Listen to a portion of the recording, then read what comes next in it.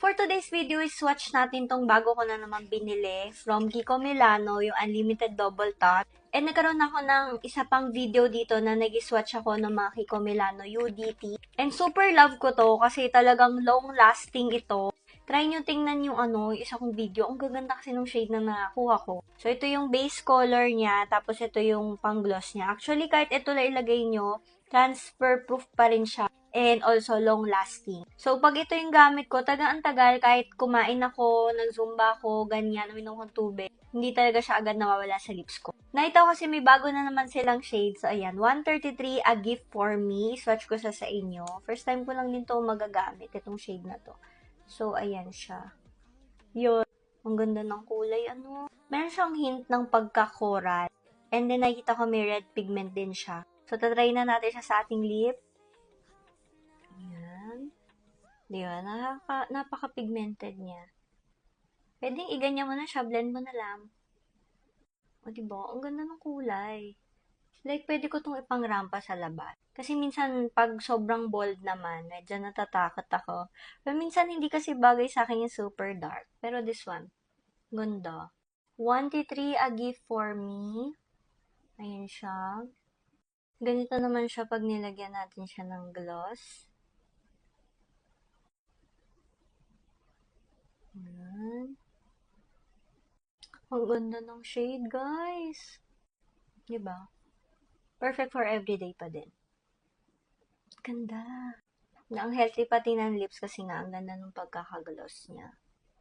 Tingnan natin. So, ayan siya. Diba? Yung lang, yung gloss lang yung transfer. Ganyan siya. Kaya gusto ko siya. Ayan. Tapos, look at yung lipstick. Andyan pa din siya. Parang walang nangyari. Natanggal lang talaga yung gloss. Sa akin, nakaka-feel lang ako ng kaunting lagkit talaga. Meron naman talaga yun. Pero drying, pag yung drying, hindi pa naman. Hindi yan. So, ito, excited ako. Tingnan nyo, iba yung kulay niya kasi limited edition to. Ito yung kanilang limited double touch in the shade 153 or Mauve and Mauve. Ang ganda ng packaging nito, guys. Look. Ganda. Meron din kasi siyang mga sparkling shimmery kineme dun sa mismong base color. Ito yung comparison nila. Ito yung kanilang original version. Ito yung limited edition. Okay, swatch naman tayo. Ito siya. Oh, ganda kulay. Actually, pwede sila maging gradient lip, no? Kasi light color tong isa. Ganda ng kulay. Medyo parang sheer siya compared dito sa original version nila or your regular version. Pero this one, meron kasi siyang glitters. You need to remove this with your makeup remover na may oil. Kasi pag yung regular lang, wala na. Hindi siya talaga natatanggal. Ayan, no? So, kukuha ko ng oil remover. Wait lang. Touch na natin siya. Ganda ng kulay. Hindi ako masyadong mahilig talaga sa pink na talaga yung mga light pink, ganyan. Kaya basta yung matitingkan na pink. Pero this one, ang ganda niya.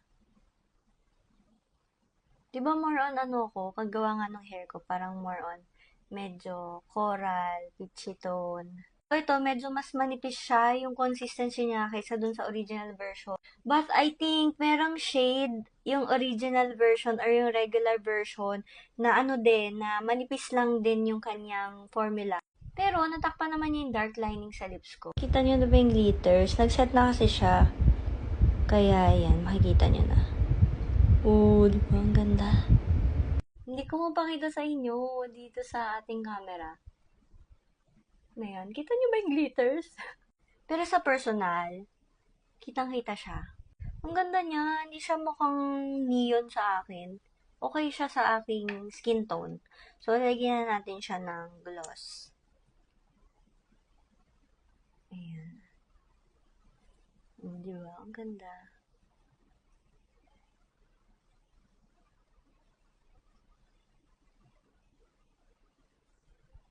Ang ganda.